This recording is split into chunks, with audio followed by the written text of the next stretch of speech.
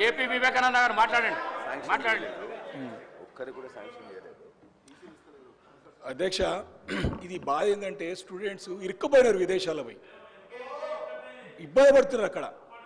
అది burning problem అధ్యక్ష, అది సీరియస్. ఎందుకంటే ఇక్కడైతే ఆత్మహత్యలు చేసుకుంటూ నిన్ననే అక్బరుద్దీన్ గారు చాలా క్లియర్ చెప్పారు, 20 లక్షల రూపాయలు ఇవ్వాలంటే 5 లక్షలు తీసుకుంటారని చెప్పారు నిన్న క్లియర్గా. అక్బర్ గారు సీనియర్ శాసనసభ్యులు కదా అధ్యక్ష.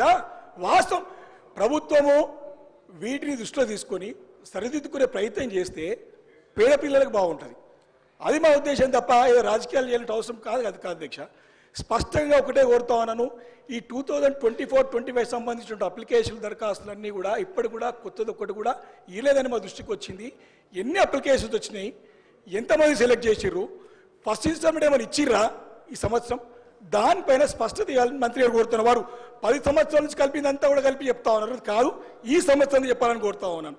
అదేవిధంగా అధ్యక్ష, నిన్న చెప్పినటువంటి ఫీ రింబర్స్మెంట్లో కూడా ఆత్మ సర్టిఫికేట్స్ లేక ఉద్యోగాలు వచ్చి సర్టిఫికేట్స్ తీసుకోలేకపోతున్నారు అధ్యక్ష. కాలేజ్ నుంచి ఆత్మహత్యలు ఫార్మర్స్ కంటే వ్యవసాయదారుల కంటే ఎక్కువ మంది స్టూడెంట్స్ ఆత్మహత్యలు చేసుకుంటారు. కాబట్టి మీరు దయచేసి విద్యార్థుల పట్ల సానుకూలంగా పేద మధ్యతరగతి బడుగు బలహీన వర్గాల ప్రజలకు వారి యొక్క ప్రాణాలు వారికి తక్షణం బిల్లు ఇవ్వాలి.